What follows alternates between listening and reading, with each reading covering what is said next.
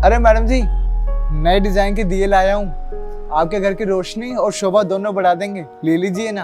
हाँ हाँ भैया, दिखाइए ना। ये 10 रुपए का है और ये 2 रुपए का है। अरे भैया, आप तो भरे बाजार में बैठ के लोगों को लूट रहे हो।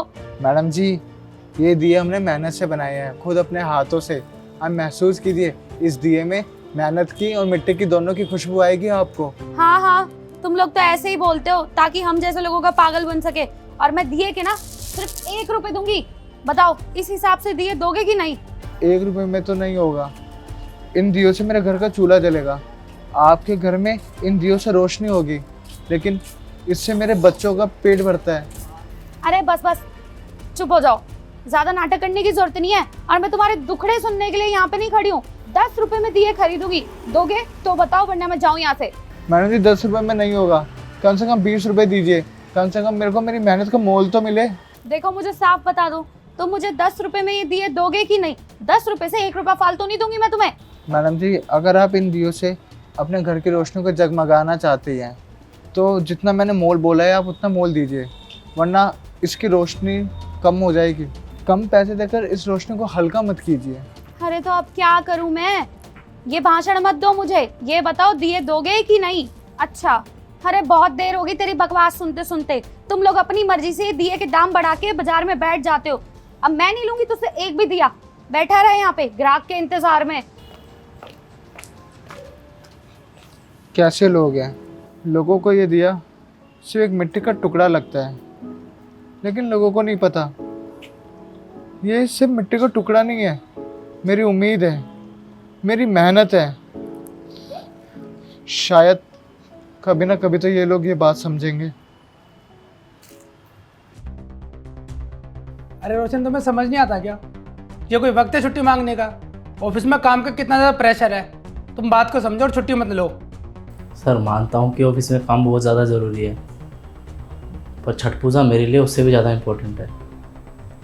मैं हर साल अपने परिवार के साथ छठ पूजा मनाता हूँ। मेरा गांव जाना बहुत ज़रूरी है सर। हाँ हाँ, बस तुम लोगों के तो ये बहाने ही रहते हैं ना, कभी छठ, दिवाली, होली।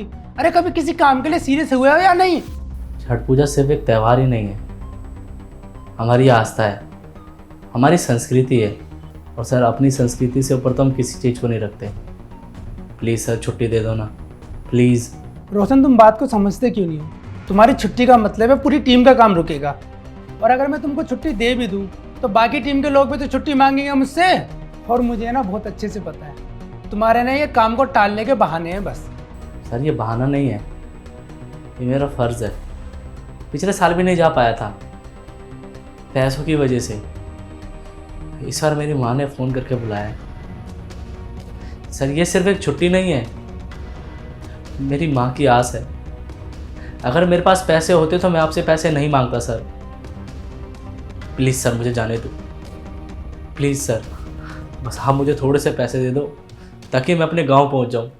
अच्छा, अगर तुम इतनी रिक्वेस्ट कर ही रहे हो तो ठीक है, दे देता हूँ छुट्टी।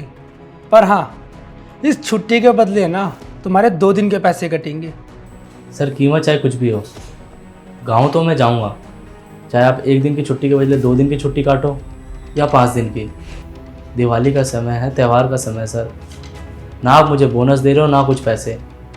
सर, थोड़े तो पैसे दे दो मेरे। रोशन, तुम लोग समझते क्यों नहीं हो? ये ऑफिस है, तुम्हारा घर नहीं। और हाँ, अगर तुम्हें छुट्टी चाहिए और तुम्हारी छुट्टी अलाउ कर तो दी, बस मेरी एक कंडीशन है कि एक छुट्टी पे तुम्हारे 2 दिन के पैसे कटेंगे। देख लो रोशन, मेरा काम था तुम्हें समझाना, और अगर तुम्हारी ऐसी हालत रही ना तो शायद तुम कभी ग्रो नहीं कर पाओगे इस ऑफिस में। ठीक है सर, मैं कहीं और से देखता हूँ।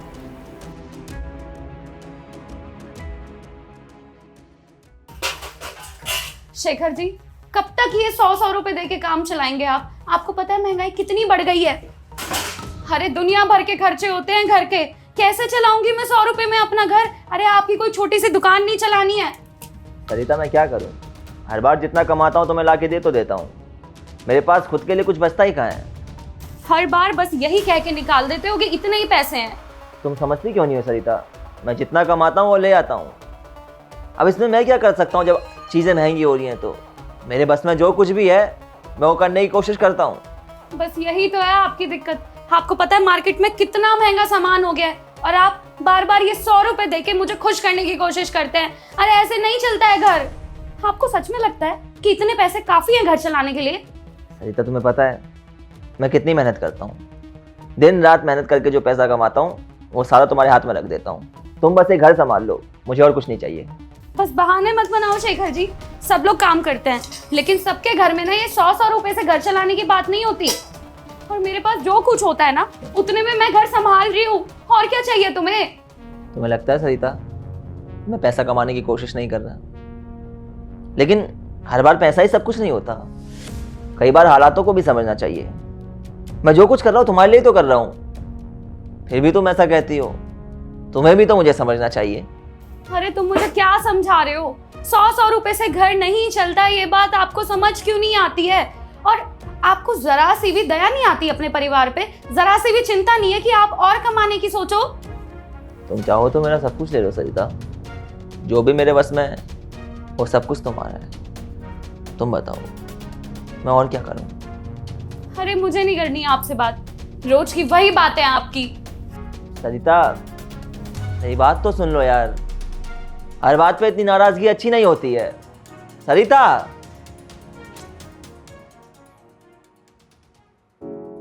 अरे यार क्या कहूँ तुम दोनों को। यार दिवाली खत्म हो गई पर दिए ना वैसे के वैसे ही पड़े हैं। यार दुनिया में लोग अधिकतर सिर्फ अपने मतलब से ही मतलब रखते हैं। अब तो मुझे देख ले यार, सारे पैसे कमा के अपनी बीवी के हाथों में रख देता हूँ, लेकिन उसकी शिकायतों का सिलसिला खत्म ही नहीं होता। यार भाई हम लोग एक जैसे ही तो हैं, बस फर्क इतना है तू घर के लिए लड़ता है और मैं अपनी एक छोटी दुकान के लिए। और देखना ये रोशन ऑफिस के जंजाल में ऐसा फंसा रहता है यार, उससे बाहर ही नहीं निकल पाता। कहीं ना कहीं हम सब लोग लाचार है भाई। अरे रोशन भाई तू क्यों चुप है? तू भी कुछ बोल, तू भी अपना दर्द साझा कर हमारे साथ। दुख दर्द बांटने से थोड़ा कम हो जाता है और मन भी हल्का हो जाता है। अरे इसीलिए तो हम तीनों दोस्त यहाँ पर अक्सर बैठ के अपना दुख दर्द बांटते हैं। क्या बताऊँ यार, एक अजीब सी हालत है। छठ पूजा में माँ ने गाँव में बुलाया था। बॉस ने कहा है जितने दिन के लिए जाओगे डबल पैसे कटेंगे, लेकिन सबसे बड़ी बात तो यह है कि मेरे पास जाने तक के पैसे नहीं है। अबे यार तू भी इतनी सी बात के लिए परेशान हो रहा है? अबे हम है ना तेरे साथ, तू जा गाँव, पैसों का जुगाड़ हम करेंगे।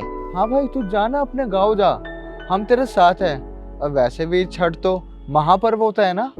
यार मैंने कभी नहीं सोचा था कि तुम लोग मेरी भावना को इतने ज़्यादा समझोगे। ऐसे मुश्किल समय में अगर तुम मेरे साथ ना हो तो पता नहीं सब कुछ कैसे सही करूँगा मैं। माँ को वादा किया था कि इस बार गाँव आऊँगा, लेकिन अब तुम दोनों की बातों से लग रहा है कि मैं गाँव जा सकता हूँ। अरे त्योहार के मौके पर अपने दोस्त की खुशी का ख्याल हम नहीं रखेंगे तो कौन रखेगा बता? देख भाई हम तेरे बॉस तो है नहीं कि तेरे को सुना के भगा देंगे, ठीक है ना। अरे यार हम तेरे दोस्त है, तेरा दुख दर्द हम नहीं समझेंगे तो कौन समझेगा भाई। तू जा, चिंता मत कर, आराम से एंजॉय करके आइयो। बहुत कम ऐसे दोस्त होते हैं जो बिना किसी मतलब के हमारे साथ होते हैं। मैं बहुत खुश नसीब हूँ जो मुझे ऐसे दोस्त मिले। पैसे तो कम है यार, सरिता से मांग लेता हूँ। सरिता, सरिता सुनो ना, मुझे कुछ पैसे चाहिए, एक दोस्त को मदद की जरूरत है। अच्छा तो अब तुम्हें पैसे चाहिए?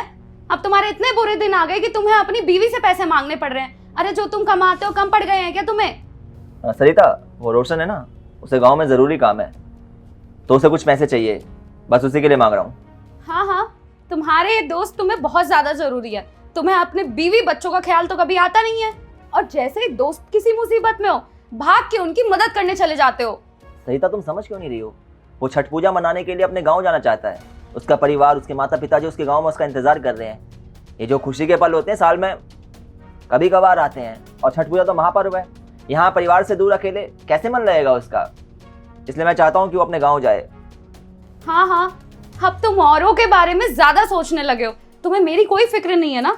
तुम्हें तो अंदाजा भी नहीं होगा कि घर का राशन मैं कैसे कैसे पूरा करती हूँ, क्योंकि तुम्हारे पास तो कभी पूरे पैसे होते ही नहीं है। सरिता बस इस बार के लिए मदद कर दो, मैं तुमसे वादा करता हूँ मैं आगे ज़्यादा काम करके तुम्हें पैसे दे दूंगा।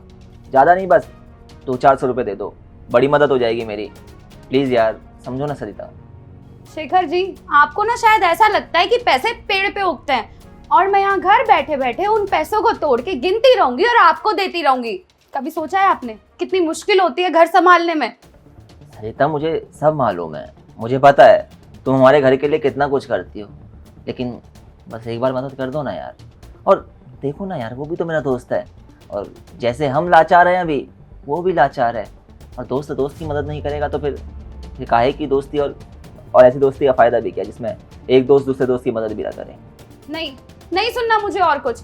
आपको क्या लगता है कि आप मुझे प्यार से समझाएंगे आके और मैं आपको पैसे दे दूंगी? ऐसा बिल्कुल भी नहीं होगा। तुम्हें लगता है ना सरिता कि मैं बस हमेशा तुमसे पैसे मांगता रहता हूँ? तुम समझना ही नहीं चाहती हो कि हमें दूसरों की हेल्प भी करनी चाहिए। ठीक है, जब तुमने अपना मन बना ही लिया है तो मैं नहीं मांगूंगा तुमसे पैसे। खुश हो ना तुम? खुश रहो।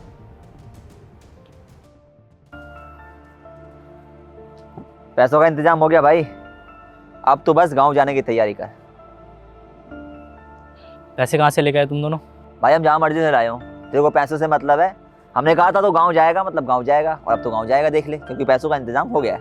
अबे यार, तूने एक काम बोला हमें, और अगर हम वही काम ना कर पाए तो तेरे दोस्त कैसे?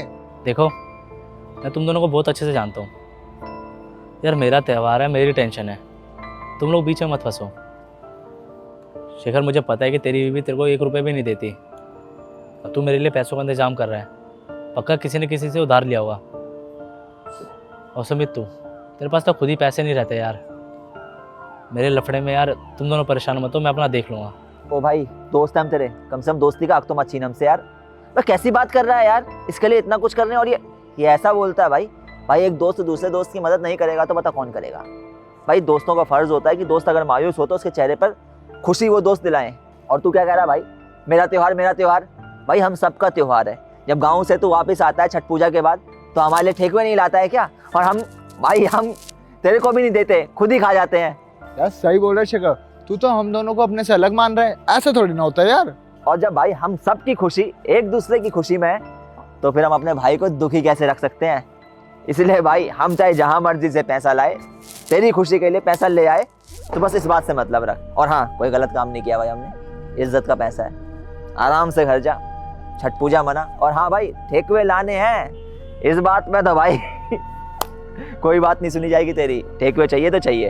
अबे यार, क्या दोस्त पाए मैंने सच में। तुम हो तो तकलीफ पास आ ही नहीं सकती। काश ये बात सर भी समझ लेते।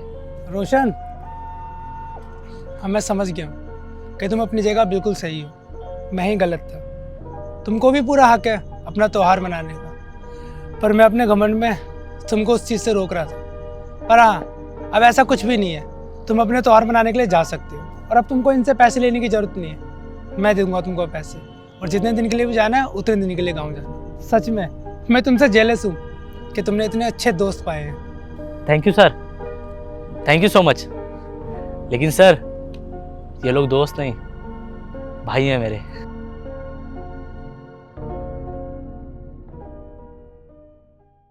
तो यार सबसे पहले तो आप सभी लोग अपने अपने बेस्ट फ्रेंड्स के नाम बताएं। कहानी में हमने देखा कि दोस्ती का क्या महत्व है। अगर हमारे पास सच्चे और अच्छे दोस्त होते हैं तो हमारी जिंदगी में खुशियां ही खुशियां होती हैं। इसलिए हमेशा दोस्ती सोच समझ के करें, और ऐसे लोगों से दोस्ती करें जो सच में दोस्ती को समझते हो, उन्हें पता हो कि दोस्ती का महत्व क्या है।